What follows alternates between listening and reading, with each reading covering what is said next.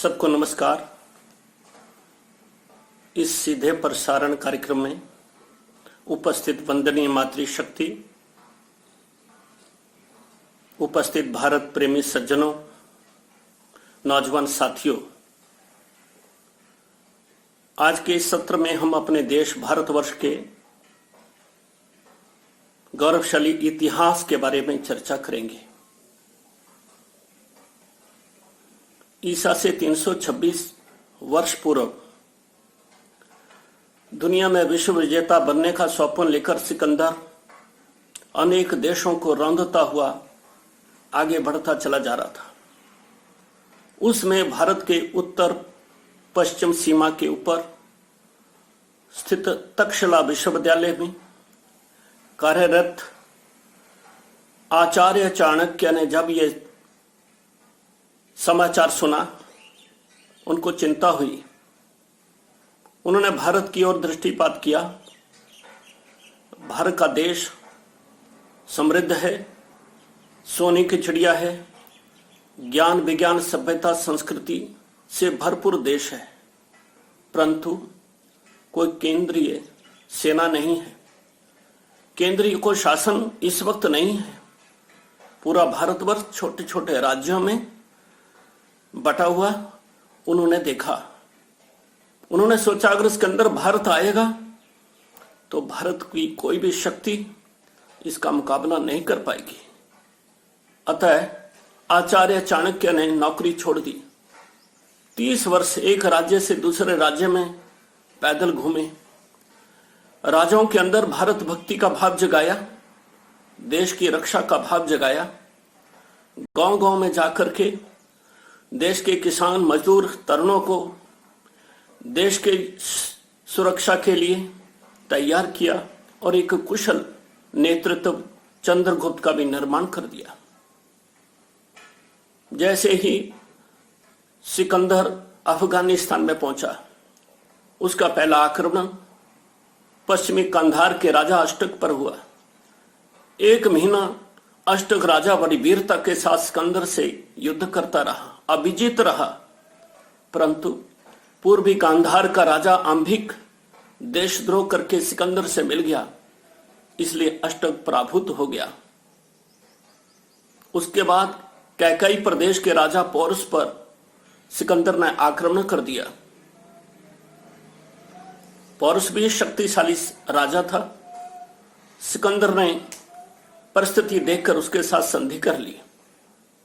सिकंदर ने पूर्वी रावी के तट पर स्थित कठकण राज्य पर आक्रमण कर दिया। कठ बड़ी हिम्मत के साथ सामना कर रहे थे। कठों की वीरता से, कठों के सैनिकों के पराक्रम से सिकंदर की सेना के हौसले पस्त हो रहे थे। तभी राजा पौरुष 6000 सैनिकों की सहायता सिकंदर की कर देता है। कठगण राज्य समाप्त हो जाता है। 15,000 सैनिक कठगण के राज्य के युद्ध में काम आते हैं। 3.5 वर्ष सिकंदर को अफगानिस्तान को जीतने में लगे, परंतु सिकंदर की सेनाओं का हौसला टूट गया था। वो भारत की ओर आगे बढ़ने के लिए तैयार नहीं थी। सिकंदर के लाख प्रयत्न करने पर भी जब सेना नहीं मानी तो सिकंदर लौटने के लिए बेबस हो गया। लौटते समय मालव क्षुद्रक नाम के 2 छोटे छोटे राज्यों के साथ, कबीलों के साथ सिकंदर का फिर संघर्ष होता है। इसमें सिकंदर को सीने में एक बहुत बड़ी शक्ति लगती है। सिकंदर मरणासीन हो जाता है। ऐसी घायल अवस्था में सिकंदर को उठाकर सिकंदर के सैनिक गुप्त मार्ग से लौट रहे थे। रास्ते में सिकंदर की मृत्यु हो जाती है और बेबीलोन में आज भी सिकंदर की कब्र संसार देख सकता है। ठीक 20 वर्ष के पश्चात सिकंदर का सेनापति सेल्यूकस फिर से भारत में आता है। बहुत विशाल सेना लेकर आया। तब तक आचार्य चाणक्य ने चंद्रगुप्त के नेतृत्व में एक विशाल सेना का गठन कर दिया था। सेल्यूकस का सामना चंद्रगुप्त से होता है। सेल्यूकस बुरी तरह से परास्त होता है। उसको अपने घर की याद आने लगती है। वो नाक रगड़ता है, कान पकड़ता है। चंद्रगुप्त को कहता मैं दोबारा लौट करके नहीं आऊंगा, मुझे छोड़ दीजिए। परंतु ऐसे तो छोड़ा नहीं। तो कभी एक कविता बोलते हैं, एक यूनानी भारत आया लेने हिंदुस्तान, लेना क्या था दे गया बेटी और बचाई जान। अपनी बेटी हेलेन की शादी करके सेल्यूकस अपने देश यूनान लौटता है। लौटते समय काबुल, कंधार, हेरात आदि चारों प्रदेशों को, कलात प्रदेशों को वो दहेज में दे करके, यूनान के अर्थशास्त्री को भी दहेज में दे करके दोबारा न लौटने का वायदा करके यूनान लौट जाता है। 64 ईसा पूर्व उज्जैन के अंदर राजा गर्दभील शासन करते थे। एक राक्षसी जाति शक वहां पर धाबा बोलती है। गर्दभील शहीद हो जाते हैं। रानी सरस्वती 10 साल के पुत्र विक्रम को लेकर के वो वनवासी के क्षेत्र में चली जाती है। विक्रम वनवासी बंधुओं को साथ लेकर, मजदूर किसानों युवकों को साथ लेकर अपनी सेना में भर्ती करते हैं। उनको सैनिक के रूप में खड़ा करते हैं। जब 17 वर्ष के हो जाते हैं विक्रम, तो उज्जैन पर फिर धाबा बोलते हैं और उज्जैन को जीत लेते हैं, शकों को परास्त करते हैं। केवल विक्रम, जिन्हें विक्रमादित्य के नाम से समाज ने जाना, वो उज्जैन तक सीमित नहीं रहते। शकों को परास्त करते हुए वो भारत की सीमा तक खदेड़ देते हैं। पश्चात विक्रमादित्य अपने राज्य में एक बहुत सुंदर शासन व्यवस्था स्थापित करते हैं और कहते हैं उनके शासन व्यवस्था में कोई कैदी जेल में नहीं था, कोई भूखा नहीं रहता था, किसी भी नागरिक के साथ अन्याय नहीं होता था। ऐसी सुंदर शासन व्यवस्था देने वाले न्यायप्रिय राजा विक्रमादित्य हुए। उस समय विद्वानों ने, संतों ने, महात्माओं ने राजा विक्रमादित्य को अपने नाम से संबोधित शुरू करने के लिए आग्रह किया, क्योंकि वे सारे गुण विक्रमादित्य में थे जो एक नया संबंध शुरू करने वाले सम्राट के अंदर चाहिए थे। इसलिए बड़ा हर्षोल्लास का उत्सव मनाया। शकों के ऊपर विजय प्राप्त करने के कारण विक्रमादित्य को शक्कारी की उपाधि समाज ने दी और विक्रमी संवत 2000 आज 77 चल रहा है। 2077 वर्ष पूर्व राजा विक्रमादित्य ने यह विक्रमी संवत प्रारंभ किया। 560 ईस्वी में एक नई बर्बर विदेशी आक्रांता जाति हूण भारत में चढ़ करके आ गई। मिहर कुल उनका सेनापति था। उसका सामना यशोधर्मा के साथ हुआ। यशोधर्मा ने उसको मिट्टी में मिला दिया। दोबारा ग्रीक हूण, शक, यवन भारत की ओर मुंह ताकर के देख नहीं सके।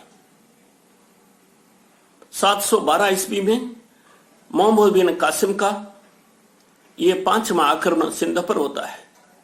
पूर्व के 4 आक्रमणों में सब मुगल जो हैं अरब कंट्री के सारे आक्रांता परास्त हो जाते थे, लेकिन मोहम्मद बिन कासिम बड़ी धूर्तता के साथ सिंध पर जीत प्राप्त करने में सफल हो जाता है। उस समय सिंध पर राजा दाहिर शासन करते थे। बहुत शक्तिशाली सुयोग्य राजा थे। मोहम्मद बिन कासिम युद्धों में हार जाता है, लेकिन बरसात आ जाती है। सिंध के किनारे स्थित झेलम नदी पार करके मोहम्मद बिन कासिम फिर पड़ाव डालकर बैठ जाता है। अपने सैनिकों की, घोड़ों की फिर से चिकित्सा करता है। उसी समय रक्षाबंधन का पर्व आता है। रक्षाबंधन की महत्ता को समझते हुए कि भारत में इसका महत्व है, अपनी पत्नी मोहम्मद बिन कासिम राखी का बंधन लेकर राजा दाहिर के महल में भेज देती है। आती है वो और राजा दाहिर को राखी बांधने के बाद कहती है, भैया मेरी राखी की लाज रखना, मेरे माथे की बिंदिया की रक्षा करना, सिंदूर की रक्षा करना। बरसात समाप्त होते ही मोहम्मद बिन कासिम और राजा दाहिर का फिर युद्ध होता है। फिर वैसा ही है, कासिम परास्त हो जाता है। राजा दाहिर की तलवार उसको काटने ही बढ़ती है। तभी हाथ में बांधा हुआ ऐसा मौली का धागा जो कासिम की पत्नी बांध करके गई थी, राजा दाहिर को ध्यान में आ गया, मैं तो अपनी बहन की सिंदूर को ही पहुंच रहा हूं। इसलिए वो रुक जाते हैं। जीत हार में बदल जाती है। कासिम के अंगरक्षक राजा दाहिर को गिरफ्तार कर लेते हैं और सेना के पांव उखड़ जाते हैं। सिंध परास्त हो जाता है। मोहम्मद बिन कासिम महल पर आक्रमण करता है। तभी राजा दाहिर की पत्नी, जो कि वीरांगना थी, 15,000 सैनिकों के साथ वो भी युद्ध भूमि में आ जाती है। लेकिन संख्या बल में कम होने के कारण से वो भी देश समाज के काम आ जाती है। मोहम्मद बिन कासिम को राजा दाहिर की 2 नौजवान सुपुत्रियां सूर्य और परमल हाथ चढ़ जाती है। उनको बड़ा खुश होकर के अपने नवाब गजनी के लिए तोहफा इस नाते भेजता है। लेकिन दोनों बेटियां नवाब से गजनी में जाकर कहती हैं, इस मोहम्मद बिन कासिम ने तो हमको पहले ही भ्रष्ट कर दिया है।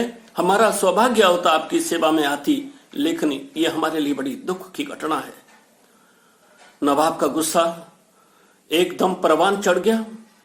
जो वहां रिजर्व फोर्स थे उसको आज्ञा दी, जाइए उस कमबख्त मोहम्मद बिन कासिम को गिरफ्तार करिए, एक ताजा भैंसा काटिए, उसकी खाल में लपेट कर मोहम्मद बिन कासिम को मेरे पास लेकर के आइए।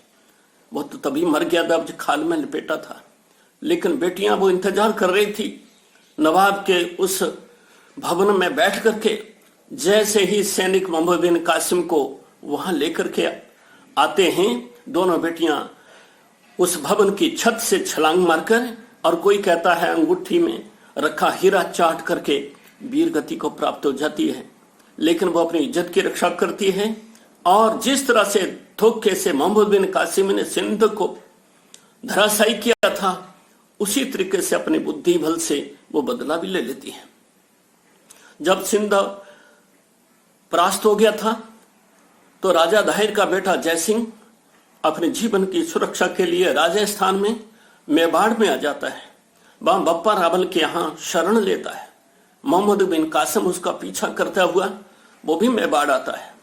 बप्पा रावल मोहम्मद बिन कासिम को परास्त नहीं करते, परंतु सिंध तक पछाड़ देते हैं और इन अरबों को खदेड़ते हुए ईरान तक सफल विजय अभियान बप्पा रावल संपन्न करते हैं। इस प्रकार से मोहम्मद बिन कासिम का काम तमाम हो जाता है। अगला पृष्ठ आता है 724 से लेकर 761 के बीच में 37 वर्ष का एक स्वर्णिम पृष्ठ इतिहास का। कश्मीर के राजा सम्राट ललितादित्य बहुत पराक्रमी वीर सुयोग्य प्रशासक थे। उन्होंने 300 से अधिक युद्ध लड़े थे, सभी में विजय रहे थे। उनके राज्य की सीमाएं काबुल, कंधार, उज्बेकिस्तान, तुर्किस्तान, चीन, तिब्बत, भूटान, बंगाल, महाराष्ट्र, कावेरी तक और पश्चिम में ईरान तक थी। आज का जितना भारतवर्ष है उससे भी बड़ा क्षेत्र उनके राज्य का था।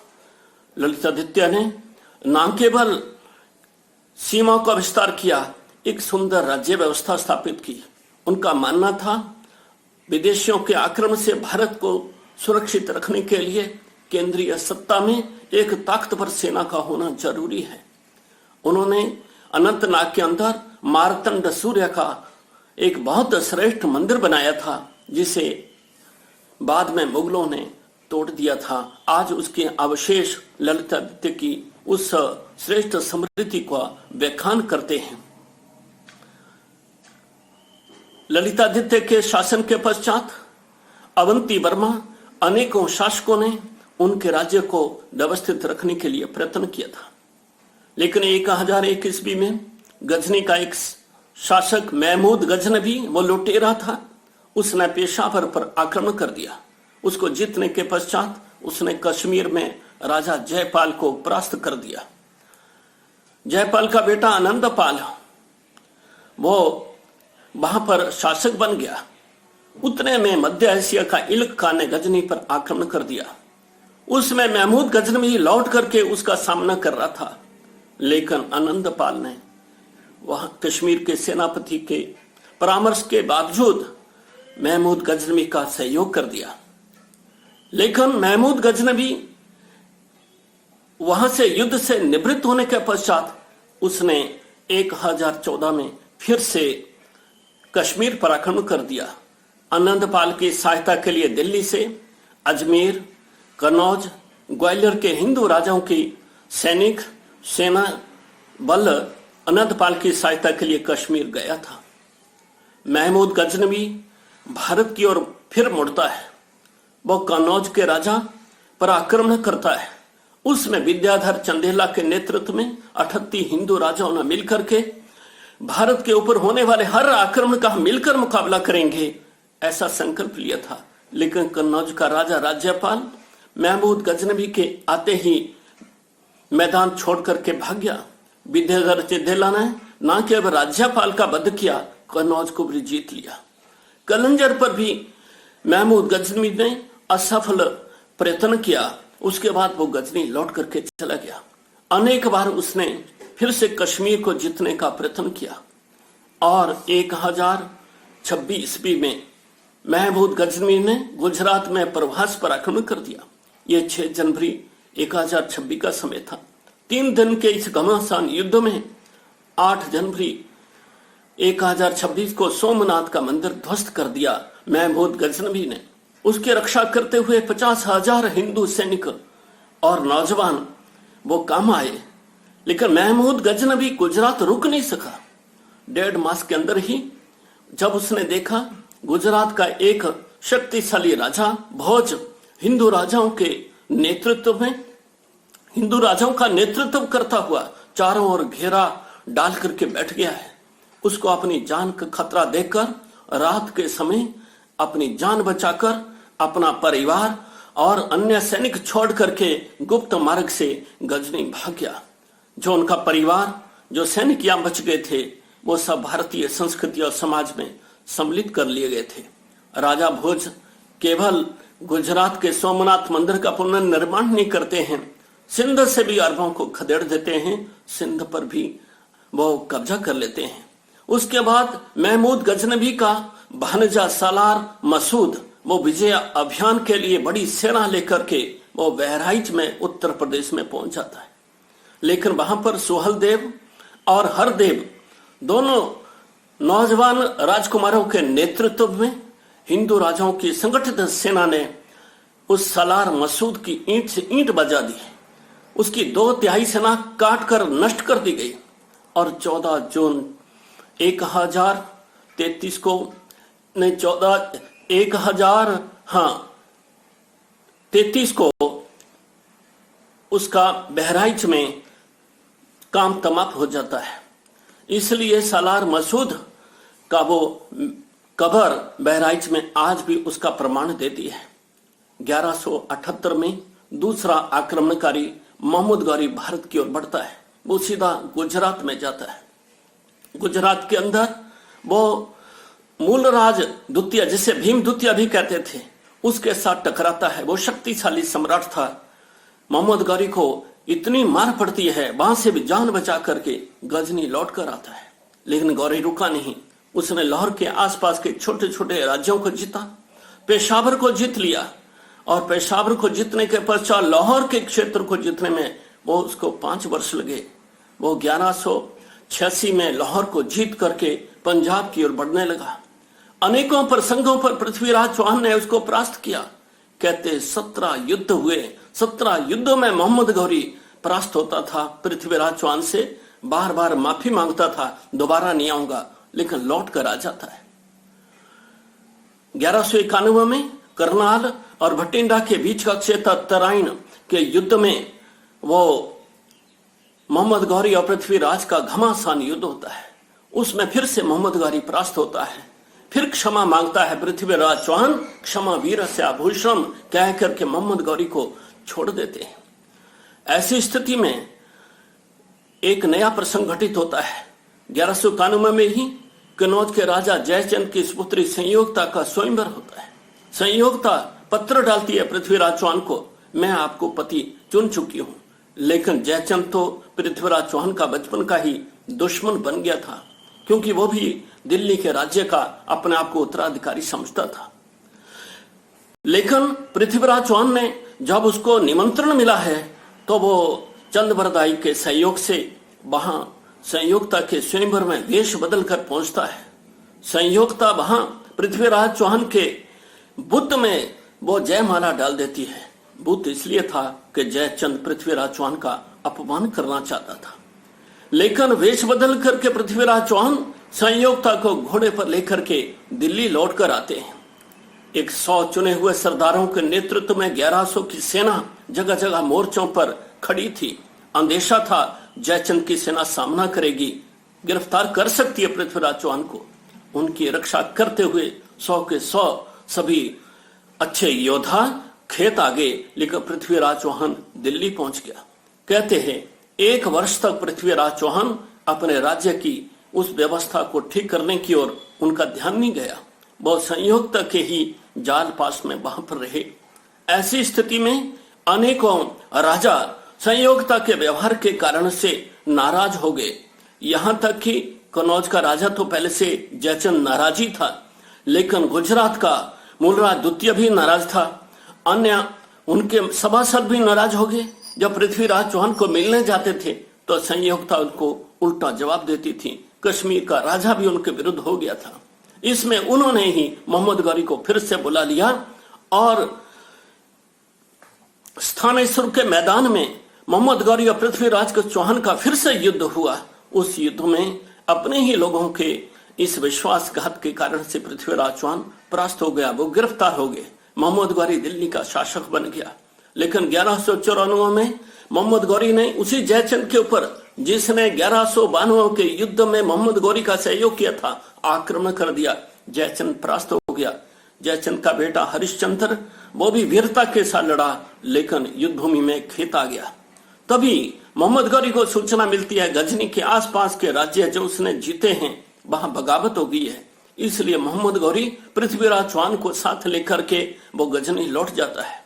पीछे पीछे चंद्रवरदाई नाम के कवि, जो पृथ्वीराज चौहान के राज्य में कविता में बात करने वाले सुयोग्य कवि योद्धा भी थे, पृथ्वीराज चौहान के मित्र थे, वो भी पैदल चल करके गजनी पहुंच जाते हैं, मोहम्मद गौरी से मिलते हैं और उनके ऊपर एक कौतूहल पैदा कर देते हैं कि पृथ्वीराज चौहान, जिनको गौरी पकड़ करके हिंदुस्तान से लाए हैं, वो शब्द भेदी बाण छोड़ते हैं, आवाज सुनकर लक्ष्य भेद कर सकते हैं। अगर गौरी आप उनका ये प्रदर्शन ये फिर से गजनी में करते हैं तो गजनी में आपका मान सम्मान बढ़ेगा।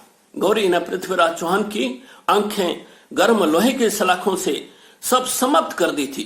पृथ्वीराज चौहान अंधे थे, इतने में शब्द वेदी बाण छोड़ता है, इसलिए हजारों की भीड़ इस तमाशे को देखने के लिए आ गई। तबे लगे थे जगह जगह, हैमर की चोट पड़ती थी। इसमें पृथ्वीराज चौहान बाण चलाते थे। इस वातावरण में सब आनंद ले रहे थे। उसमें रावण की तरह मोहम्मद गौरी हंसता है, हा हा हा हा।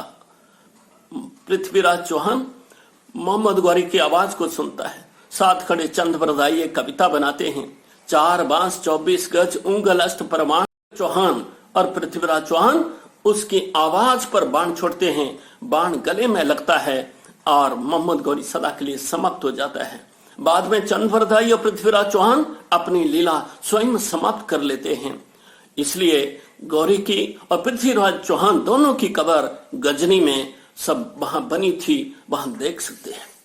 उसके बाद 1195 में मोहम्मद गौरी का एक गुलाम कुतुबुद्दीन ऐबक वो अजमेर पर आक्रमण करता है। राणा समर सिंह की विधवा रानी और पृथ्वीराज चौहान के भाई हरिराज चौहान की सम्मिलित सेना ने कुतुबुद्दीन ऐबक को अजमेर में बुरी तरह से परास्त कर दिया। उसके पश्चात एक नया पृष्ठ शुरू होता है, वह है अब्द के हाकिम का सेनापति बख्तियार खिलजी। 1202 में वो विक्रमशिला पर आक्रमण करता है। वहां पर नियुक्त वहां के पहरेदारों को समाप्त करके वो विक्रमशिला विश्वविद्यालय में आग लगाता है। इसी तरह से 1203 में वो नालंदा को अग्नि को सौंप देता है और रुकता नहीं है। 1204 और 5 में दक्षिण बिहार के वो जंगलों को रौंदता हुआ एक सेना लेकर बख्तियार खिलजी तेज गति से बंगाल की ओर बढ़ता है। लेकिन बंगाल के राजा लक्ष्मण सेन जो कि असावधान थे, लेकिन बख्तियार खिलजी की सेना पीछे छूट गई थी, इसलिए केवल 18 घुड़सवारों के साथ वो महल में घुस जाता है। वहां पर वो घोड़ों के एक व्यापारी के नाते महल में आता है, लेकिन मौका देखकर वो मार काट शुरू कर देता है। राजा लक्ष्मण सेन लखनौती में भाग जाता है महल को छोड़ करके। जब तक सेना आती है उस महल पर नदिया के किनारे स्थित लक्ष्मण सेन के उस नगर पर बख्तियार खिलजी का कब्जा हो जाता है। बख्तियार खिलजी बंगाल पर रुकता नहीं है। वो 7 मार्च 1206 को वो कामरूप असम पर आक्रमण करता है, लेकिन वहां से भी तेज गति से ब्रह्मपुत्र की सहायक नदी बड पर उसको क्रॉस करता हुआ तिब्बत की ओर कूच कर जाता है।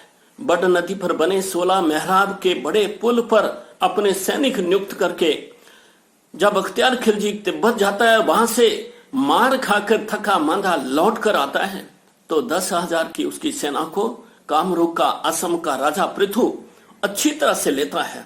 उसको घेर करके बुरी तरह से मारता है। मूली गाजर की तरह उसकी सेना काटी जाती है। बहुत सारे सैनिक उस नदी में डुबो दिए जाते हैं, घुड़सवार मार दिए जाते हैं।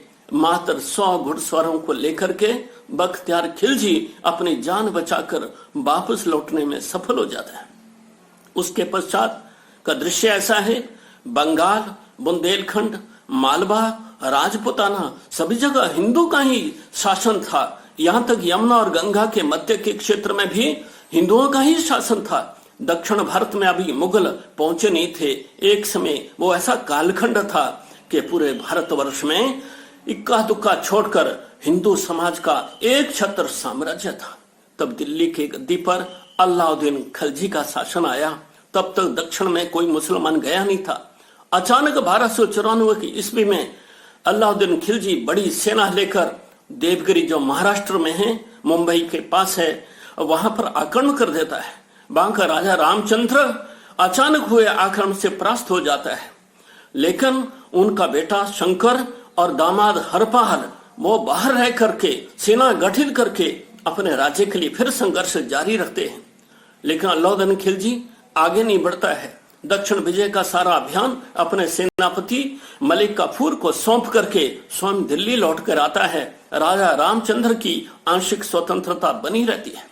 मलिक काफूर जो कि गुजरात का एक हिंदू था, उसे किसी परिस्थिति के कारण से मजबूर कर दिया था अपना धर्म छोड़ने के लिए, और लौट करके भी हिंदू धर्म में लौट नहीं सकता।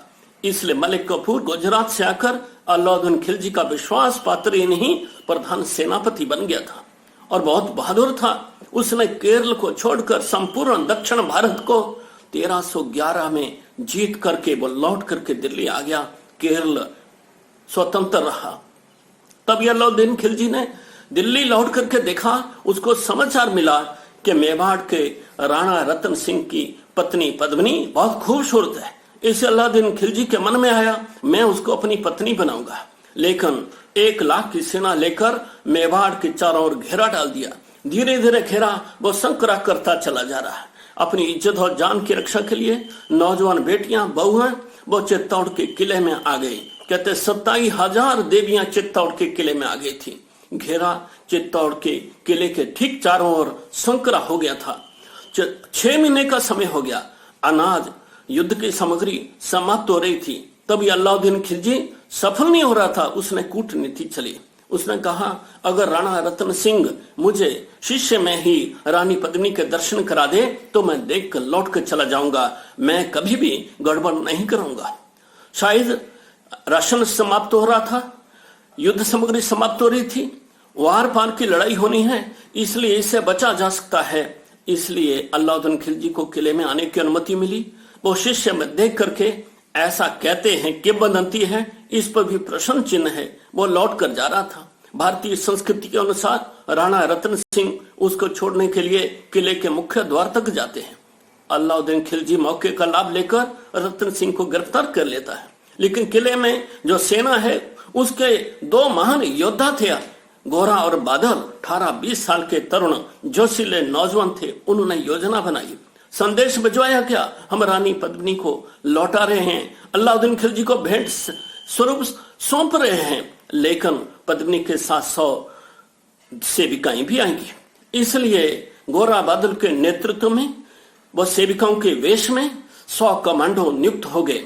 और उन्होंने बिल्कुल देवियों का रूप धारण करके, जो कहर थे वो भी एक सैनिक ही थे। 100 डोलियां किले के मुख्य द्वार की ओर बढ़ती हैं। गोरा बादल भी आगे चलते हैं। द्वार पर पहुंचकर अलाउद्दीन खिलजी के उस तंबू पर जहां पर रतन सिंह को गिरफ्तार करके रखा था, धावा बोल देते हैं। गोरा और बादल बहादुरी से लड़ते हैं, रतन सिंह को छुड़ा लेते हैं।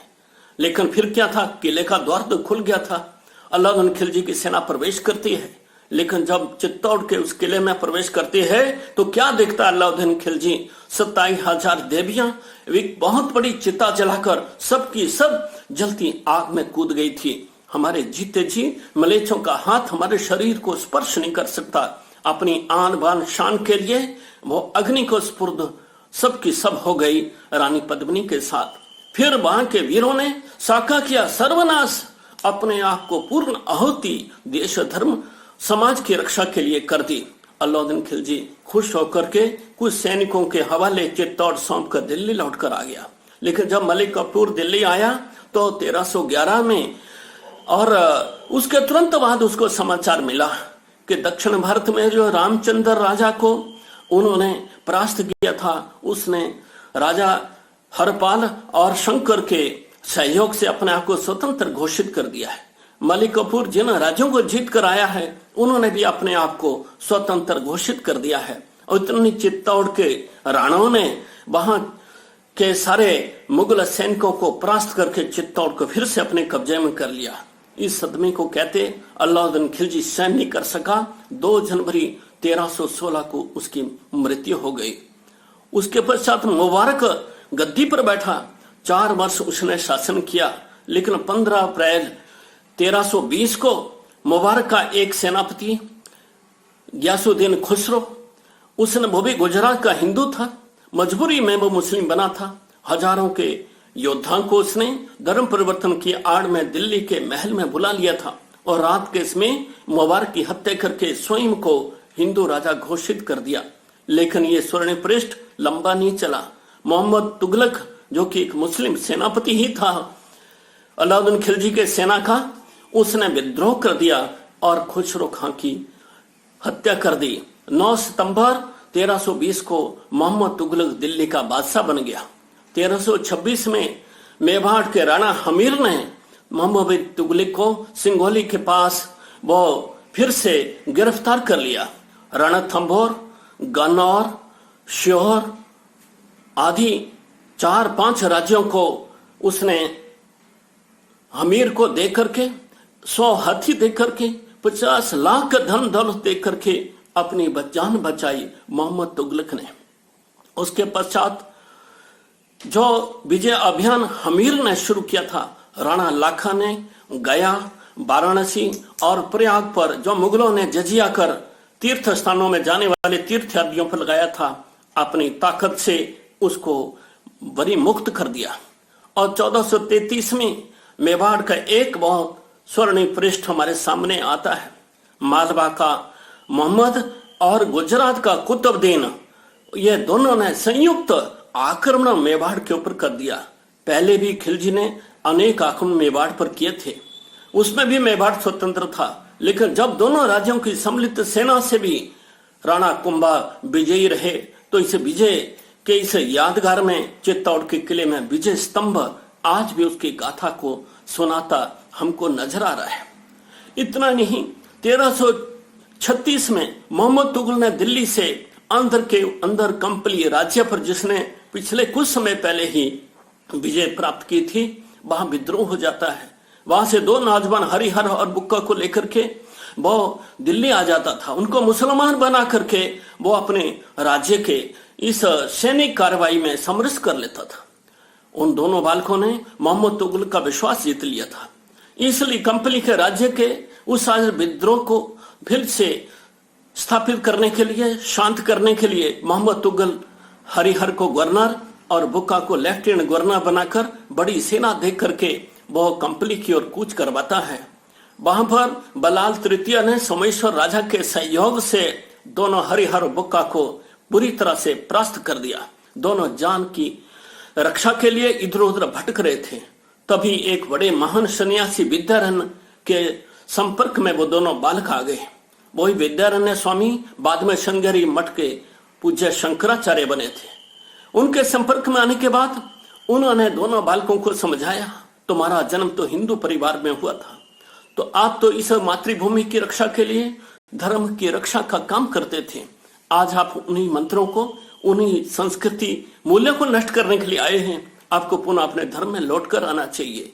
इसलिए दोनों राजकुमारों को, जो कि अभी हारे हुए थे, विद्यारण्य शंकराचार्य का मार्गदर्शन मिला और तुंगभद्रा नदी के किनारे 1336 को विजयनगर साम्राज्य की नींव रख दी। दोनों ने बड़ी मेहनत के साथ अपने राज्य को आगे बढ़ाया। उसी विजयनगर साम्राज्य के वंशावली में 1509 से 1530 के बीच में एक महान शक्तिशाली प्रतापी सम्राट श्री कृष्ण देव राय हुए, जिन्होंने 1513 में उड़ीसा को, 1520 में बीजापुर को जीता और उनकी राज्य की सीमाएं दक्षिण में समुद्र तट तक जाती थी। उनके राज्य की समृद्धि, गुणवत्ता, संस्कृति के सारे पृष्ठ, भारत का समरण, ये सारे समाज का माथा गौरव से ऊंचा कर देता है। ऐसे कृष्ण देव राय वहां पर हुए, लेकिन उसकी वंशावली में आगे चल करके 1565 के आसपास एक राम राय नाम के वो सम्राट हुए। उन्होंने अपने को ज्यादा ही तथाकथित सेकुलर सिद्ध कर दिया। उन्होंने 70,000 की बड़ी विशाल सेना में बड़ी संख्या में मुस्लिम भर्ती कर लिए और 2 सेनापति भी मुसलमान बना दिए। जब कुतुब शाह निजाम शाह ने विजयनगर पर आक्रमण कर दिया तो दोनों सेनापति अपनी सेना लेकर शत्रु के साथ मिल गए। एक शक्तिशाली साम्राज्य, हर दृष्टि से उन्नत साम्राज्य ताश के पत्तों की तरह बिखर गया और तिरुमल उसमें एक सेनापति वो 550 हाथियों पर हीरे मोती जवाहरात लेकर के, धन दौलत लेकर के विजयनगर से निकलने में सफल हो गया।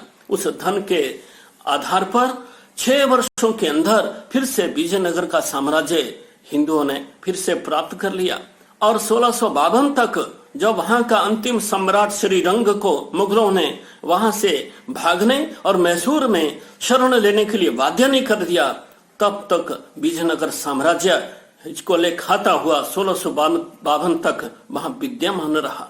300 वर्ष का ये भारतीय और हिंदू चरमोत्कर्ष का शक्तिशाली साम्राज्य विजयनगर भारतीय इतिहास के स्वर्ण पृष्ठ कहता हुआ आज भारत का माथा ऊंचा करता है, लेकिन उसके बारे में इतिहास में ज्यादा नहीं बताया जाता है। इसलिए विजयनगर का साम्राज्य वहां ये पराभूत हो जाता है। एक और प्रसंग वो है बाबर और महाराणा सांगा का है। 2 फरवरी वहां खानवा के युद्ध में महाराणा सांगा और बाबर का युद्ध होता है, घमासान युद्ध होता है। उस घमासान युद्ध में मेवाड़ का शायद ही कोई क्षेत्र था जिसका कुल था कोई नौजवान युद्ध भूमि में अपने मेवाड़ संस्कृति और राज्य की रक्षा के लिए खेतन आया हो, परंतु उस युद्ध में भी बाबर की पराजय होती है। महाराणा सांगा ने 22 युद्ध लड़े थे, 22 में 20 युद्धों में उन्होंने विजय श्री प्राप्त की थी। युद्ध में उनकी एक आंख, एक हाथ और एक पैर भी वो कट गया था। 80 घाव लगे थे तन में, फिर भी व्यथा नहीं थी मन में। पानीपत के संग्राम में दी मुगलों को हार, ऐसा वीर योद्धा राणा सांगा थे। लेकिन 2 फरवरी के युद्ध में, 1527 के युद्ध में बाबर को परास्त दे दिया। लेकिन बाबर बहुत दूर नहीं गया, थोड़ा पीछे हट करके अपने सैनिकों को फिर से नया उत्साह दिया, उनका स्वास्थ्य ठीक किया। वो तोपखाना लेकर के आया, तोपें फिट कर दी खनबा के मैदान में, और राणा सांगा वो इससे अनभिज्ञ या उसको उपेक्षा करते रहे। ठीक 16 मार्च 1527 को फिर से बाबर ने आक्रमण कर दिया। आक्रमण करते हुए उस भयंकर युद्ध में भी राणा सांगा ने बाबर की सेना के छक्के छुड़ा दिए, लेकिन वो तोपखाना ये भारी पड़ गया और राणा सांगा की सेना के पांव उखड़ गए। लेकिन बाबर की सेना का भी हौसला इतना पस्त हो गया था कि उसने चंदेरी के किले से आगे मेवाड़ की ओर बढ़ना वो अपने लिए वो अच्छा नहीं समझा। बाबर दिल्ली की गद्दी पर आ गया।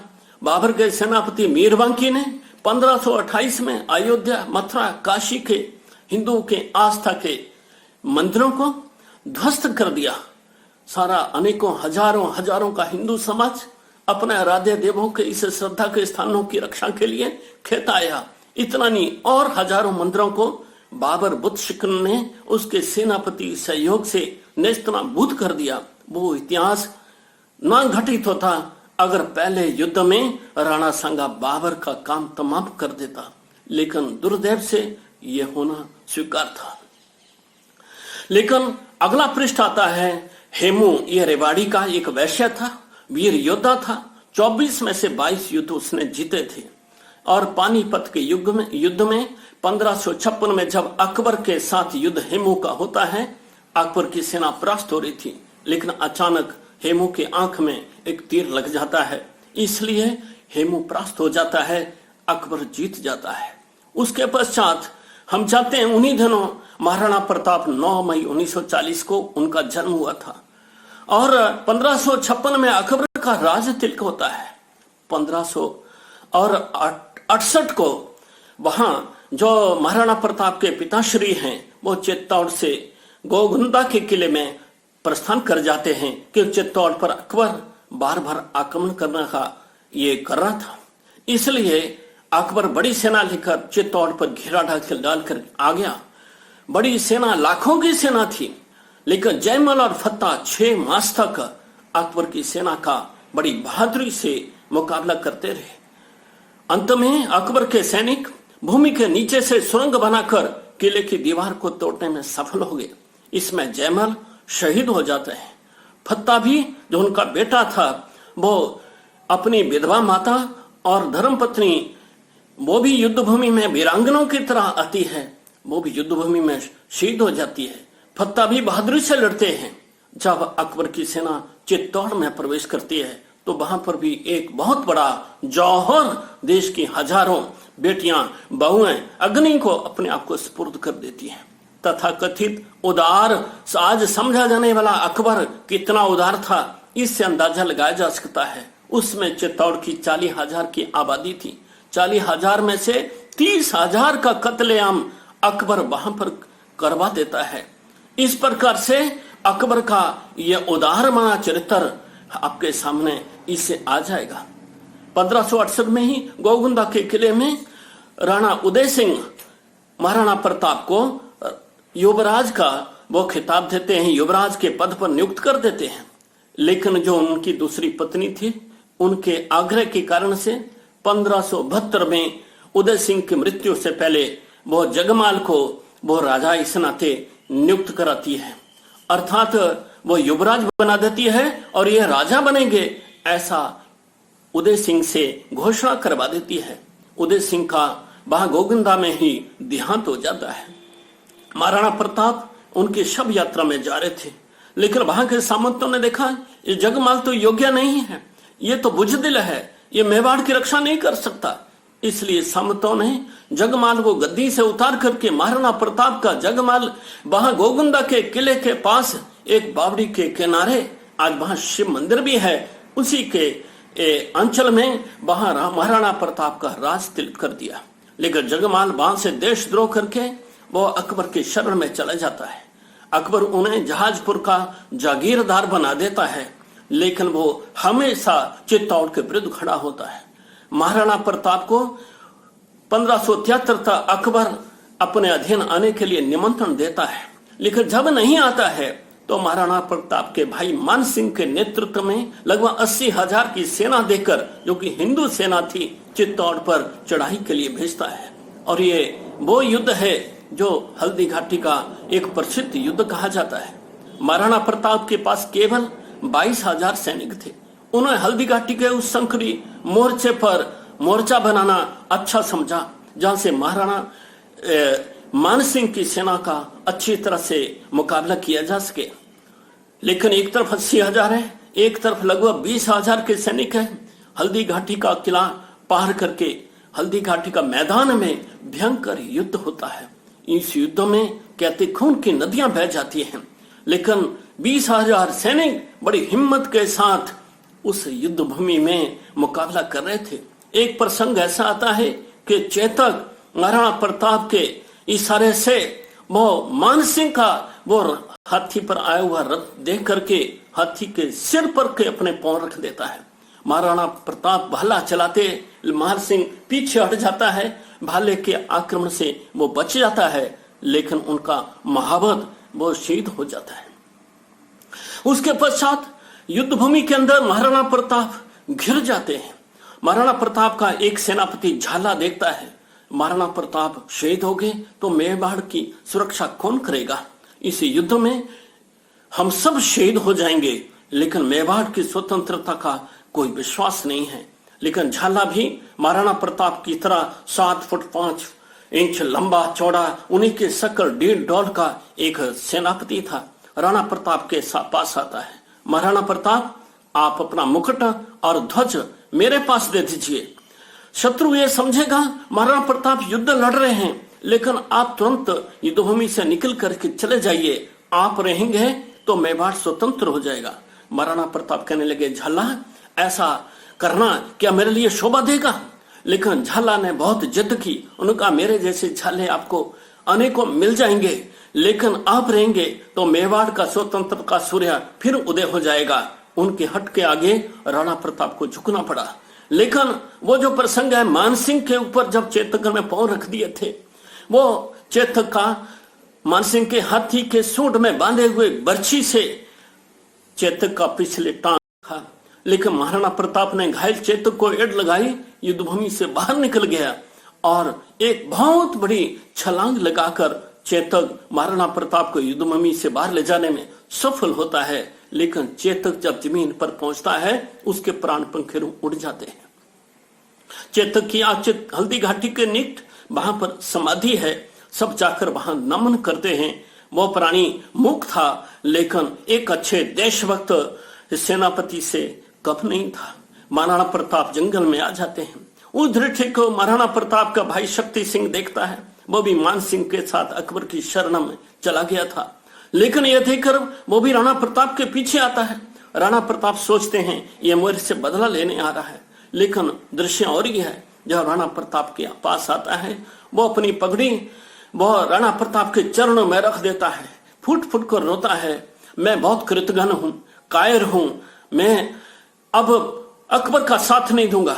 महाराणा प्रताप, मैं आपके अनुसार काम करूंगा। दोनों भाई हृदय से मिलते हैं, लेकिन फिर से मेवाड़ को जीतने की योजना बनाते हैं। वो गांव में जाकर किसान मजदूरों को स्वतंत्रता के लिए तैयार करते हैं। वो सब सैनिक बिना भाड़े से देश के लिए जीने वाले हैं। भामा साहब उनका सेनापति ने एक बहुत बड़ा प्रधानमंत्री, जिनके बाद धन दौलत था, सारा धन लेकर मेवाड़ के उस राणा के पास, राणा प्रताप के पास आता है और निवेदन करता है, राणा प्रताप ये धन स्वीकार कर लो। अगर आप नहीं लेते हैं, अकबर को मालूम पड़ेगा तो मेवाड़ की रही से कसर भी निकल जाएगी। इस धन से नई सेना का गठन करो, हथियार लीजिए, मेवाड़ को फिर से स्वतंत्र करिए। ऐसा विजय अभियान सेना का गठन का चल रहा था। उतने में एक बहुत महत्वपूर्ण प्रसंग फिर से घटित होता है। महाराणा प्रताप दिन भर गांव जाते थे, सैनिक भर्ती करते थे, प्रशिक्षण देते थे। सायंकाल जंगल में आते हैं, क्योंकि महाराणा प्रताप के बारे में सब जानते हैं। जब मेवाड़ पराभूत हो गया था, राणा प्रताप ने प्रतिज्ञा की थी, जब तक मैं मेवाड़ को स्वतंत्र नहीं कर लेता, मैं राजमहल में नहीं रहूंगा, मैं पलंग पर नहीं सोऊंगा, मैं सोने के थाल में खाना नहीं खाऊंगा, जंगल में रहूंगा, जमीन पर सोऊंगा। ऐसे उनकी भीषण प्रतिज्ञा थी। इसलिए महाराणा प्रताप अपना परिवार, जो उनकी धर्मपत्नी भी जंगल में थी, वहां पर शाम को लौट कर आता है। धर्मपत्नी अपनी वेदना सुनाती है, अब मुझसे और सहा नहीं जाता, मेरे से भूखे प्यासे खाने को भी नहीं है, मैं क्या करूं। राणा प्रताप उनकी सारी व्यथा को सुनते हैं, घोड़े को एड़ लगाते हैं, फिर से जंगल में जाते हैं। सायंकाल का समय है, एक जड़ी बूटी लेकर के आ जाते हैं। आप सोचते होंगे घास की रोटी बनाने के लिए, नहीं, वो अपनी धर्मपत्नी को बूटी देते हैं कि रानी साहिबा, इस मेवाड़ की रक्षा के लिए हजारों हजारों नौजवान, हजारों हजारों माता बहनें अपने बेटे और पतियों को कुर्बान कर रही है, लेकिन आपसे अगर ये व्यथा सारी सहन नहीं की जाती है, ये दुख दर्द भूख प्यास सहन नहीं होती है, तो ये जड़ बूटी, ये विष है, इसकी चटनी बनाकर खा लीजिए, तेरा दुख दूर हो जाएगा। लेकिन सारी प्रजा मेरे लिए अपने बच्चों समानी है। ऐसे महाराणा प्रताप थे। उन्होंने थोड़ी समय में फिर से सेना का पुनर्गठन किया और मेवाड़ को फिर से स्वतंत्र कर लिया। लेकिन वो किले में नहीं गए, प्रतिज्ञा पर अड़े रहे और एक के बाद एक युद्ध जीतते रहे। अकबर दोबारा स्वयं महाराणा प्रताप का सामना करने नहीं जाता था, इतना दम भी उसके अंदर नहीं था। उसी ही हल्दी घाटी के युद्ध में मानसिंह का तो जिक्र मैंने किया, एक बहलोल खान था, 7 फुट 8 इंच ऊंचा, लंबा चौड़ा, वो एक महान योद्धा था। अकबर को उस पर बहुत नाज था। जब महाराणा प्रताप और बहलोल खान का हल्दी घाटी के युद्ध में आमना सामना हुआ तो चेतक ने अपने पांव भी उसके घोड़े के ऊपर अड़ा दिए और महाराणा प्रताप का वो 50 किलो की वो तलवार वो बहलोल खान के सिर पर पड़ती है। बहलोल खान को सिर से लेकर पांव तक 2 हिस्सों में चीर कर रख देती है। और इतना ही नहीं होता है, उस जिस घोड़े पर बहलोल खान बैठा था उस घोड़े का सिर भी कटकर जमीन पर गिरता है। ऐसा शक्तिशाली महाराणा प्रताप था। महाराणा प्रताप के ऊपर ही आक्रमण करने के लिए ये हल्दी घाटी का युद्ध 21 जून 1576 को हुआ था। उसके पश्चात अकबर ने अनेकों सेनापतियों को चित्तौड़ के विरुद्ध भेजा था। उनने अपने राज्य के एक नवरत्न रहीम रस खाना को भी युद्ध भूमि में झोंका था। बहुत बड़ा जनान खाना सेना लेकर के रहीम खाना चित्तौड़ पर बढ़कर आ गया था, लेकिन महाराणा प्रताप के सुपुत्र अमर सिंह ने उनको रास्ते में ही रोक लिया और इतनी मार दी कि सैनिक पीछे हटने पर मजबूर हो गए। लेकिन रहीम रस खाना का जनान खाना अमर सिंह के हाथ में आ गया। वो सबको गिरफ्तार करके चित्तौड़ लेकर गए। लेकिन महाराणा प्रताप का चरित्र प्रकट होता है। उन्होंने कहा, अमर सिंह, ये भारत की संस्कृति, हिंदू संस्कृति नहीं है। इस संस्कृति में हर पराई स्त्री माता है, उसको माता की दृष्टि से देखना चाहिए, आपको शर्म आनी चाहिए। इन सब माताओं को इज्जत के साथ रसखान खाना के पास सुपुर्द छोड़ करके आइए और आपको माफी मांगनी चाहिए।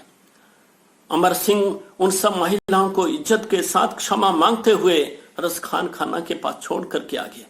उन महिलाओं ने रसखान खाना को इस तरीके से लताड़ा कि महाराणा प्रताप इंसान नहीं, वो तो फरिश्ता है, उसको तुम कभी सपने में भी जीत नहीं सकते। उस वातावरण ने रसखान खाना को इतना शर्मनाक कर दिया कि वो बिना युद्ध किए वापस लौट कर चला गया। अकबर ने उसको बहुत जलील किया और इतना नहीं, रसखान खाना वो हिंदू यानी भगवान कृष्ण का भक्त हो गया। मैल छोड़ करके रसखान खाना भगवान कृष्ण का भक्त होकर शेष सारा जीवन जीता है। रसखान खाना के भगवान कृष्ण के बने हुए श्लोक भजन आज हम गाते हैं, कविताएं सुनते हैं। इस प्रकार से महाराणा प्रताप का यह जीवन संघर्ष का रहा। लेकिन 1585 से लेकर 1597 तक महाराणा प्रताप के ऊपर अकबर ने कोई युद्ध नहीं किया। इस कालखंड में महाराणा प्रताप ने अपना कृषि, उद्योग, व्यापार, संस्कृति, शिक्षा को विकसित किया। चित्तौड़ के अंदर के बहुत सुयोग्य शासन व्यवस्था स्थापित की। स्वास्थ्य खराब होने के कारण से महाराणा प्रताप का देहांत 1597 में हो गया। उसके पश्चात 1630 में एक नया पृष्ठ शुरू होता है भारतीय इतिहास में। वो है छत्रपति शिवाजी का जन्म महाराष्ट्र में शिवनेरी के किले में होता है। 16 वर्ष की आयु में वो तोरण किले को जीत लेते हैं। छत्रपति शिवाजी को माता जीजाबाई और समर्थ गुरु रामदास का मार्गदर्शन सतत मिल रहा था। 276 लड़ाई छत्रपति शिवाजी लड़ते हैं, हर बार विजयी रहते हैं। 1674 में रायगढ़ में छत्रपति शिवाजी का राज तिलक होता है। उस राज तिलक में अंग्रेज भी, मुगल भी, सबके सब हरजाना देने के लिए, उनका सम्मान करने के लिए पधारे थे।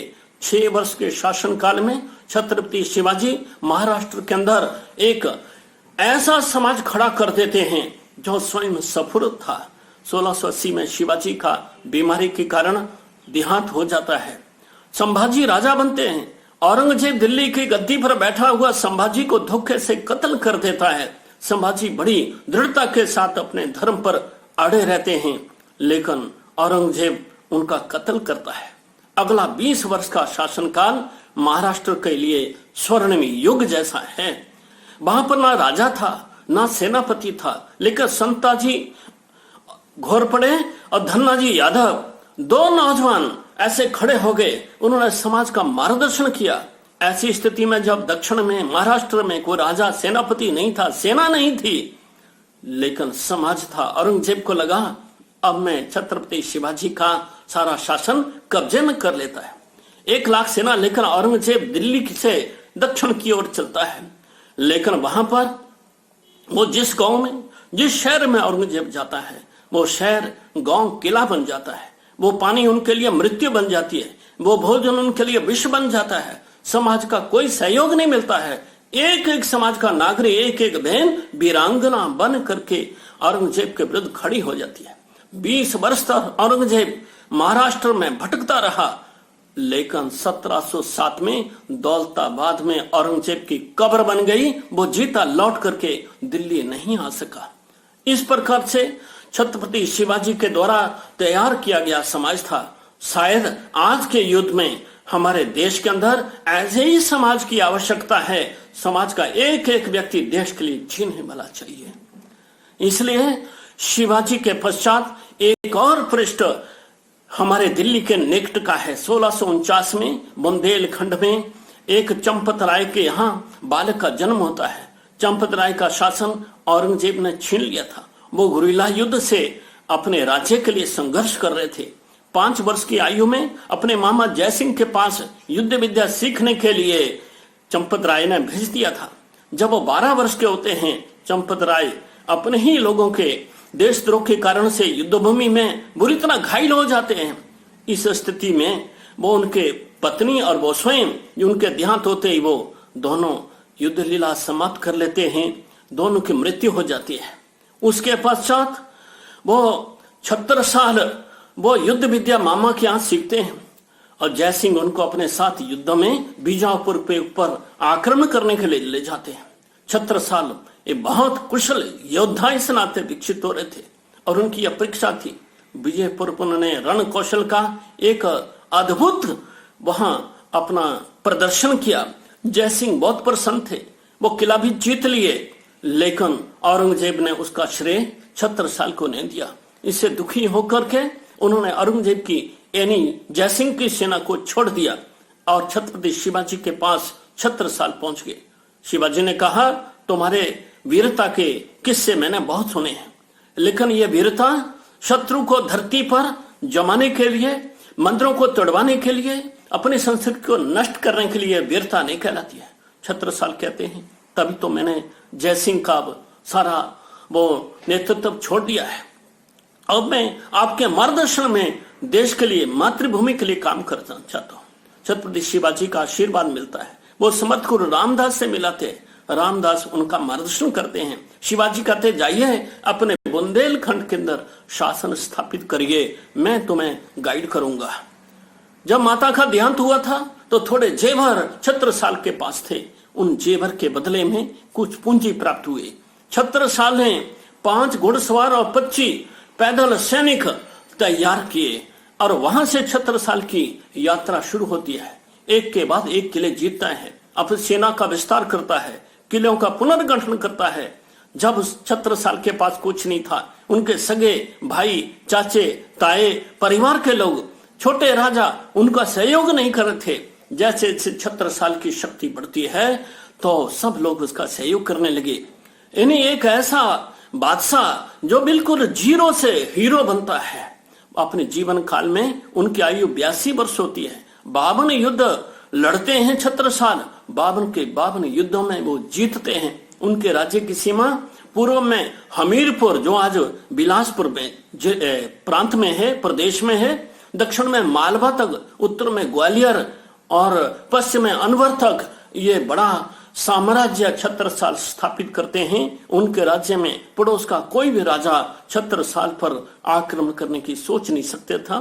आगरा से मात्र 150 किलोमीटर दूर हिंदू राज्य स्थापित करना, ये दक्षिण और दिल्ली के बीच में एक बहुत बड़ी बाधा एक 76 साल ने खड़ी कर दी थी। ऐसा स्वर्णिम पृष्ठ ये भारत के अंदर ये घटित हो गया।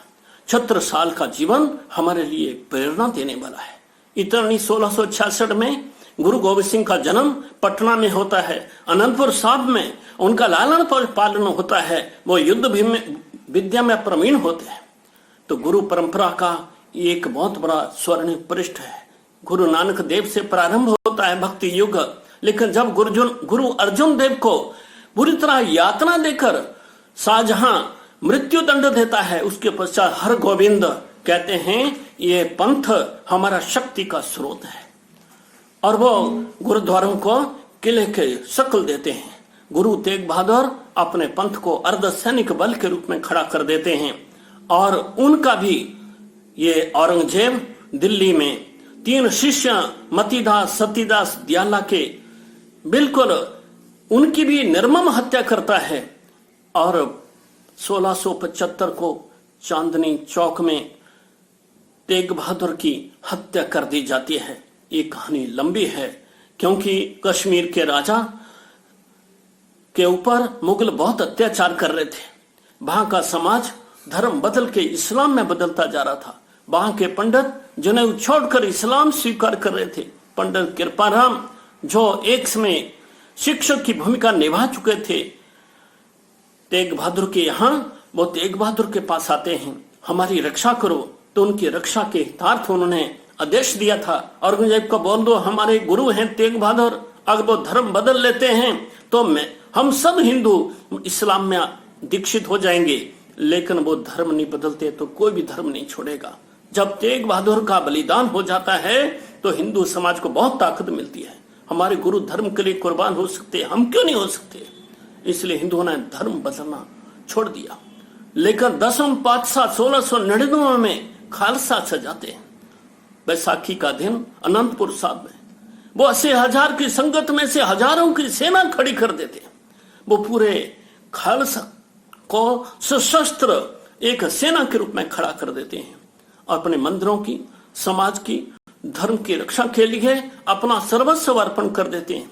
अपने बड़े बेटे अजीत सिंह जुझार को वो चमकौर के किले में युद्ध भूमि में शहीद होते स्वयं देखते हैं, और छोटे बालक फतेह सिंह, जोरावर सिंह, माता गुजरी के वो सानिध्य में थे, पकड़ लिए जाते हैं। उनको वहां का शेर खां, वो सरिंद का सूबेदार, उनको जिंदा दीवार में चिन देता है।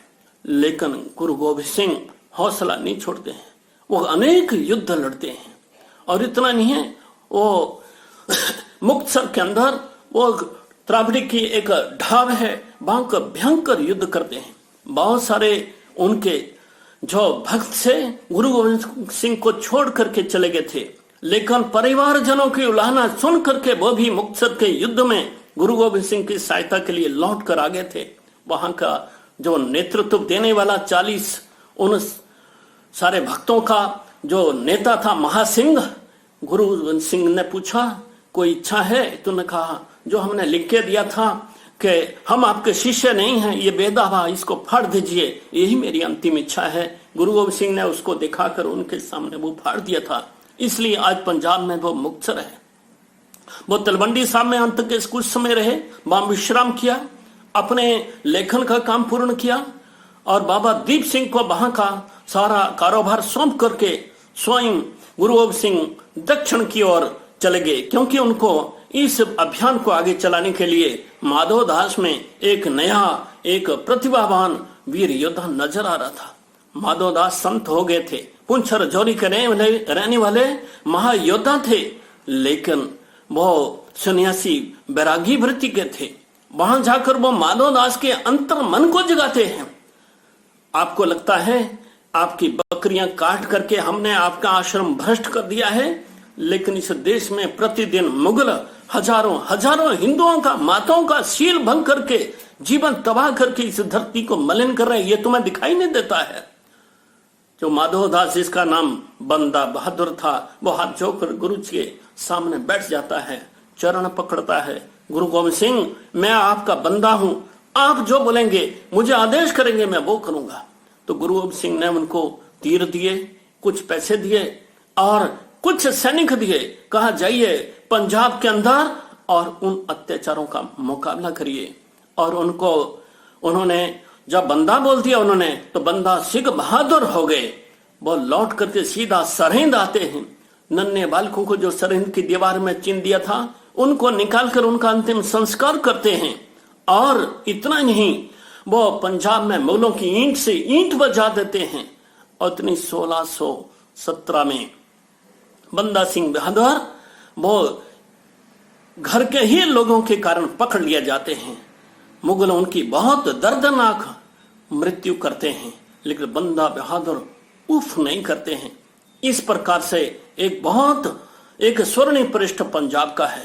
पंजाब की माताओं ने, बच्चों ने, बुजुर्गों ने, नौजवानों ने अरबों के आक्रमणों को झेला है। गुरु परंपरा ये खड़ी ही इसलिए हुई थी कि धर्म संस्कृति की रक्षा की जा सके, समाज की रक्षा की जा सके। गुरु गोबिंद सिंह जी ने अपना सर्वस्व लगा करके पंजाब के और अपने देश की रक्षा की है। उन्होंने पंज प्यारे बना करके समाज को जोड़ने का एक अनोखा एक काम किया है, जाति भेद समाप्त किया है और सारे समाज के ये पंज प्यारे पूरे देश के बना करके ये खालसा पूरे समाज का है। और ये गुरु परंपरा पूरे विश्व के लिए एक ज्ञान का स्रोत है। सारे समाज ने इसको जानना चाहिए। इस प्रकार से अगला कुछ पृष्ठ कह करके मैं अपने विषय को विराम देता हूं। 1760 में हम जानते हैं दिल्ली के ऊपर मुगलों का शासन हो गया था। दक्षिण में मराठा शक्ति का उदय हो रहा था। सदाभाऊ और विश्वासराव के नेतृत्व में मराठों की बहुत बड़ी सेना दिल्ली पर पहुंचती है, आसानी से दिल्ली पर कब्जा कर लेती है। जिस तख्ते तौस पर बैठ करके मुगल हिंदू समाज पर अत्याचार करते थे, उस तख्ते तौस को चूर चूर कर दिया जाता है। तब उत्तर से आने वाला अहमद शाह अब्दाली के साथ पानीपत के मैदान में युद्ध होता है। मराठे जीत रहे थे, लेकिन अचानक विश्वासराव जो नौजवान था, उसकी आंख में तीर लगता है। जीतती सेना परास्त हो जाती है, अब्दाली जीत जाता है। लेकिन ये घटना है 22 नवंबर 1760 को युद्ध शुरू होता है और 14 जनवरी मकर संक्रांति के उस पावन दिन पर मराठे परास्त होते हैं। लेकिन 1771 10 वर्ष के बाद मराठे फिर से बड़ी सेना लेकर के आते हैं, अब्दाली की ईंट से ईंट बजा देते हैं और दिल्ली पर भी उनका कब्जा होता है। दिल्ली का शाह आलम मराठों को अपना सुरक्षक घोषित करता है। 50 वर्ष तक मराठे और मुगल सैनिक शासन के वो संरक्षक बनकर रहते हैं। ऐसा अद्भुत दृश्य खड़ा होता है। एक पृष्ठ वो 1792 में और नादिर शाह दिल्ली को लूटता हुआ पंजाब की ओर से गुजर रहा था। पंजाब के सिख बंधुओं ने उसके ऊपर धावा बोल दिया और उसकी लूट का सारा माल लूट लिया। उस धन से पंजाब के अंदर 12 जगीरें खड़ी होगी। उसी में से एक नौजवान महाराजा रणजीत सिंह, उन्होंने 12 जगीरों को संगठित करके 1792 में एक शक्तिशाली साम्राज्य की नींव रख दी और राज्य का विस्तार किया, शक्ति का संचय किया। और 1799 में उन्होंने लाहौर को जीत लिया। 1718 में महाराजा रणजीत सिंह ने कश्मीर को जीत लिया और 1819 में मुल्तान को जीत लिया। 1822 में उत्तर पश्चिम सीमा प्रांत को जीत लिया। यानी पूरा उत्तरी भारत महाराजा रणजीत सिंह के शासन के नीचे आ गया था। हर सिंह नलवा रणजीत सिंह के एक महान सेनापति थे, वो वीर योद्धा थे। उनका विजय अभियान मुगलों को पछाड़ता हुआ अफगानिस्तान में स्थित खैबर दर्रे से भी आगे तक खदेड़ कर आ गया। आज भी वहां की महिलाएं बच्चों को चुप कराने के लिए कहती हैं, चुप चुप नलवा आया। नलवा का हवा आज भी अफगानिस्तान में वहां सुना जा सकता है। उन्हीं की सेना के ये जो हरि सिंह नलवा थे, शिमला में वायसराय से भेंट करते हैं और महाराजा रणजीत सिंह से भेंट का और स्थान निश्चित करते हैं। वायसराय स्वयं चल करके रोपड़ में आते हैं और महाराजा रणजीत सिंह से उनकी वार्ता कराते हैं। रणजीत सिंह की सेना में हिमाचल बिलासपुर के क्षेत्र के कोट कलियूर रियासत के एक नौजवान, जो रणजीत सिंह उनके यानी बहादुरी से उन्होंने बचपन में शेर को फाड़ कर रख दिया था, ऐसे जोरावर सिंह सैनिक के रूप में रणजीत की सेना में भर्ती होते हैं। पश्चात वही जोरावर सिंह जम्मू में राजा गुलाब सिंह की सेना में भर्ती होकर सेनापति बन जाते हैं। जनरल जोरावर सिंह वो तिब्बत तक विजय अभियान चलाते हैं। उन्हीं के कारण से आज लेह और लद्दाख कारगिल का क्षेत्र वो आज भारत वर्ष में है। ऐसे वीर योद्धाओं की गाथाएं किसका माथा ऊंचा नहीं करेंगे। लेकिन दुर्भाग्य से 1849 में अंग्रेजों के साथ युद्ध करते हुए महाराजा रणजीत सिंह की सेना परास्त हो जाती है। लेकिन जब तक महाराजा रणजीत सिंह वो पंजाब में रहते हैं, अंग्रेज अपना पांव भी पंजाब में गलत दृष्टि से रखने की हिम्मत नहीं कर सके थे। 1762 में हैदर अली जो एक कर्नाटक के क्षेत्र का एक मुगल बादशाह था, उसने मंगलोर पर आक्रमण कर दिया। हम जानते हैं दक्षिण केरल के अंदर जमोरियन राजा थे। जमोरियनी समुद्र के किनारे के राजाओं का संगठित दल, उनके अंडर, उनके नीचे मंगलोर का एक सूबेदार अली शाह वहां पर उसकी व्यवस्था देख रहा था। जब हैदर अली ने मंगलोर पर आक्रमण किया तो हैदर अली ने उसका सहयोग किया और हैदर अली के सहयोग से 1766 में वो हैदर अली कालीकट में आक्रमण किया और जमोरियन राजा हार गए और वो उन्होंने आत्मग्लानि के कारण आत्महत्या कर ली। लेकिन वहां के नायर जो योद्धा थे, सीधा युद्ध घुड़सवारी तो नहीं जानते थे, लेकिन युद्ध कलहरी छुरिका तलवार में वो किसी से कम नहीं थे। उन्होंने हैदर अली के नाक में दम कर दिया। हैदर अली को 1768 में सम्मानजनक संधि करना पड़ी। उसके पश्चात हैदर अली का पुत्र टीपू सुल्तान और 1766 से लेकर और 91 तक 25 वर्ष निरंतर केरल को विजय करने का प्रयत्न करता रहा। कई प्रकार के अत्याचार उन्होंने टीपू सुल्तान ने नायरों के ऊपर किए, लेकिन वहां के जो मंगलौर के युद्ध से और जमोरिन के राजा के उस युद्ध से जो राजा परास्त हो गए थे, त्रावणकोर के राजा ने उनको शरण दी थी, उन सब ने मिलकर के टीपू सुल्तान की भी नाक में दम कर दी। अंत में टीपू सुल्तान ने 1791 के बाद केरल को जीतने का स्वप्न छोड़ दिया। स्वतंत्र भारत में और इस सारे संघर्ष के कालखंड में हम देखते हैं केरल एक ऐसा राज्य है जो ये 1766 से कानून के बीच में इसको भी संघर्ष झेलना पड़ा, अन्यथा सारे इस इतिहास के पृष्ठ में केरल हमेशा स्वतंत्र रहा है। ऐसे ही आसाम मुगलों के अधीन कभी नहीं रहा। मुगलों के बड़े बड़े बादशाहों ने 12 आक्रमण वो आसाम पर किए हैं, लेकिन कभी कब्जा नहीं कर सके।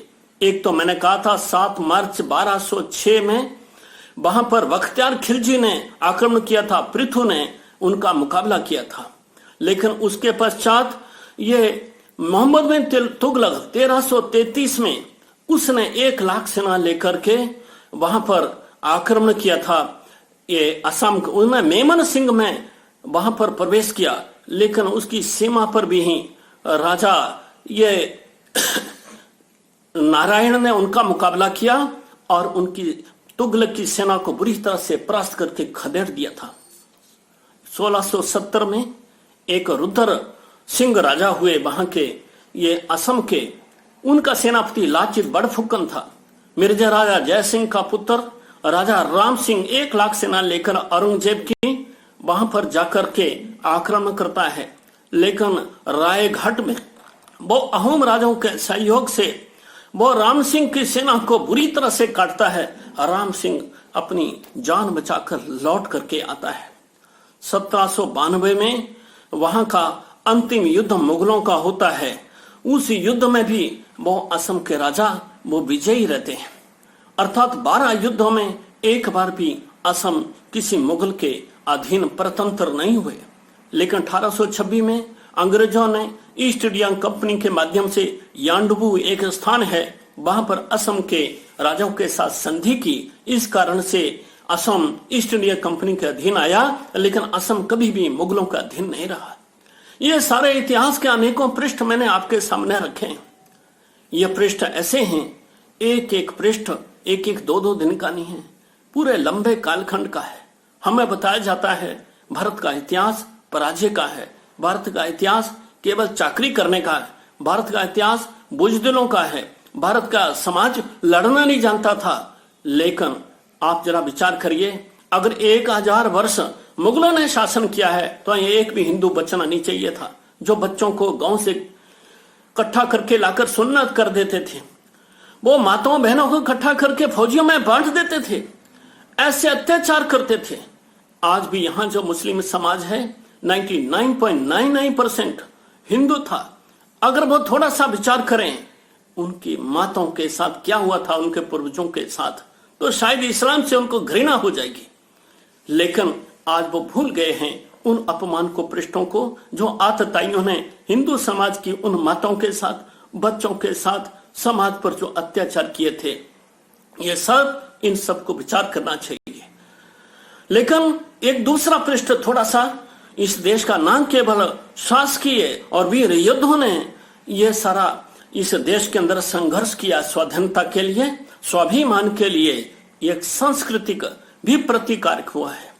जहां जहां शासकीय सत्ता प्राप्त होती थी, आध्यात्मिक गुरुओं ने, प्राणनाथ ने बुंदेलखंड के राजा छत्रसाल का मार्गदर्शन किया था। पुष्यमित्र का पतंजलि ऋषि ने मार्गदर्शन किया। समर्थ गुरु रामदास ने छत्रपति शिवाजी का मार्गदर्शन किया। पंजाब में महाराजा रणजीत सिंह के पीछे गुरुओं की श्रेष्ठ परंपरा खड़ी है। ऐसे एक एक एक स्वर्ण पृष्ठ के पीछे आध्यात्मिक शक्ति के रूप में संत, ऋषि, मार्गदर्शन देने वाले लोग खड़े हैं।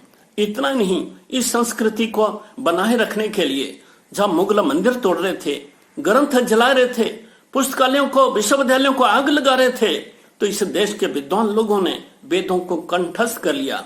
जो 4 वेद कंठस्थ करता, चतुर्वेदी, 3 तो त्रिवेदी, द्विवेदी, वेदी, एक एक करके कंठस्थ करके भी इस ज्ञान की धरोहर को बचाकर रखने में उन्होंने अतुलनीय योगदान दिया है। यहाँ पर संतों ने देवल स्मृति बनाई।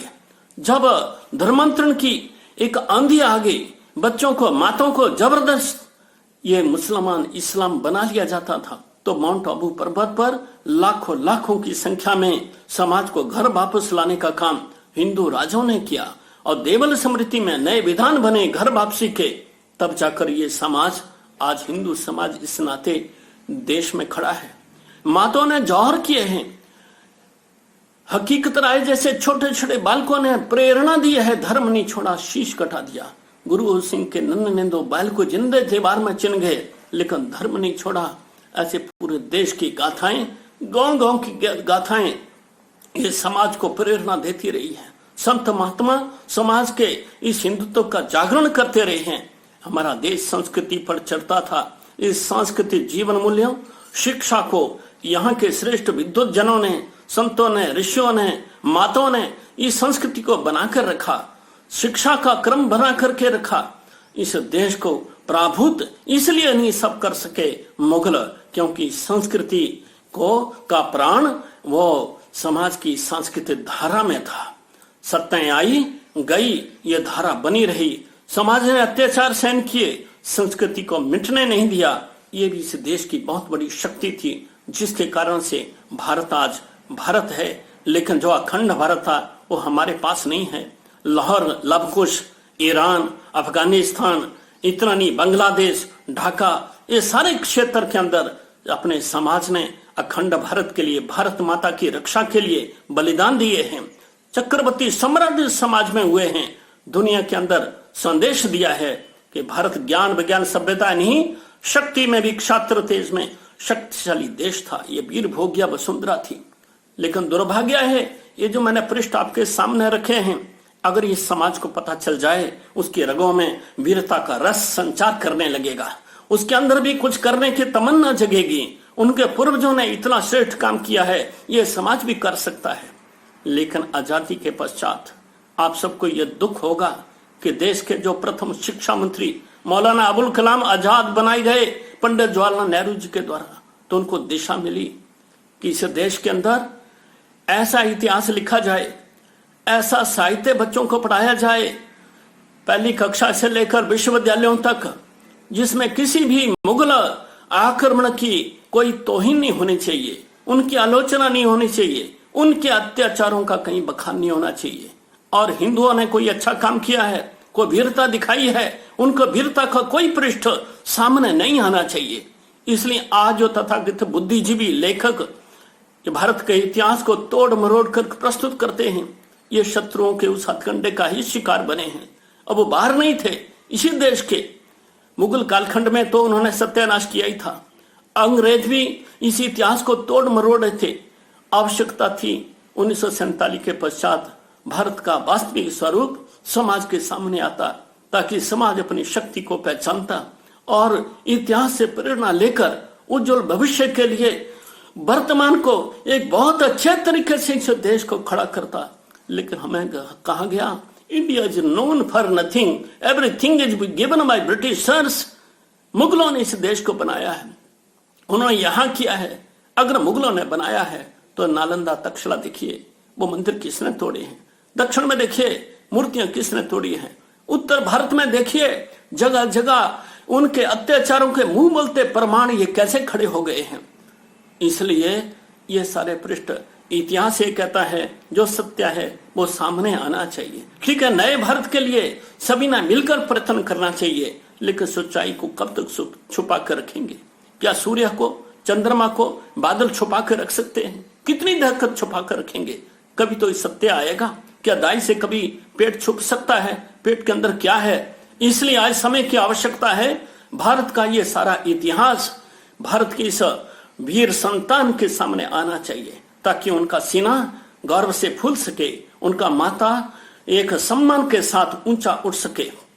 अंत में छोटी सी बात, दो नौजवान सामने आते हैं।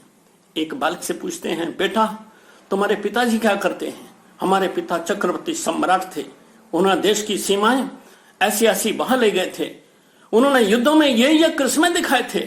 वो अपने पूर्वजों का बखान करते ही रुकता नहीं है, वो बहुत प्रसन्न होकर के गर्व से छाती चौड़ी करता है। दूसरे पूछते, बेटा तेरे क्या थे पूर्वज? उनका हमारे पूर्वज कुछ नहीं थे, उन्होंने ऐसा किया था, देवर नोन फॉर नथिंग, उन्होंने अत्याचार किए थे, ऐसा था। उसका मनोबल गिर जाएगा। आज ये हिंदू समाज कभी शेर जैसा था, लेकिन उसको कहा गया तुम तो अत्याचारी हो, तुम तो चाटुकारी हो, तुम तो कहीं नहीं, तुम तो यहाँ के रहने वाले ही नहीं हो, तुमने समाज पर ऐसा किया था, वैसा किया था, तुम तो जातियों को मानते हो, तुम तो छुआछूत मानते हो, तुम ऐसा ऐसा है वैसा है। इस सारे इतिहास का वास्तविक स्वरूप मेरा इस देश के लेखकों से, कवियों से, साहित्यकारों से, पत्रकार बंधुओं से और यहाँ के कुशल शासकों से निवेदन है, समाज के सामने आना चाहिए, ताकि पूर्वजों की उस जीवन से, इतिहास से प्रेरणा लेकर यह समाज शक्ति के साथ अपने आप को खड़ा कर सके और नई प्रेरणा से, उत्साह के साथ देश के निर्माण में लग सके। और जो ये कहते हैं हमने तो हिंदुस्तान पर शासन किया है, ये तो केवल गए गुजरे कुचले हैं, उनको भी मालूम हो जाए कि हिंदुस्तान है, ये वीरों की धरती है, ये वीरों भोग्य वसुंधरा है, इसमें आतताइयों के लिए कोई स्थान नहीं, देशद्रोहियों के लिए कोई स्थान नहीं है। उनको इस देश में रहना है तो देश का हो करके रहना है। यह भाव तभी आएगा जब यहाँ का समाज इस देश का असलियत को जान सकेगा। ऐसा एक कम समय में देश के एक इतिहास का ट्रेलर के रूप में छोटा सा स्वरूप आपके सामने रखा है। दूसरा पृष्ठ अंग्रेजों के आने से लेकर भारत विभाजन तक का दुखद, कभी मौका लगे आपके सामने फिर रखेंगे। वो भी एक बहुत विचारणीय पृष्ठ है। इतिहास के इस पृष्ठ को आपके सामने रखा है। आयोजकों ने इस इतिहास का ये सारा प्रसंग विषय चुनने के पीछे शायद यही आशय था कि भारत के इतिहास को नई पीढ़ी वो जान सके, समझ सके, प्रेरणा लेकर आगे बढ़ सके। मैंने कोशिश की है। भगवान ऐसी शक्ति हम सबको दे, सब शासकों को ऐसी शक्ति दे कि सही इतिहास को समाज के सामने एक बार रख दे। समाज अपना काम स्वयं कर लेगा। भारत माता की जय।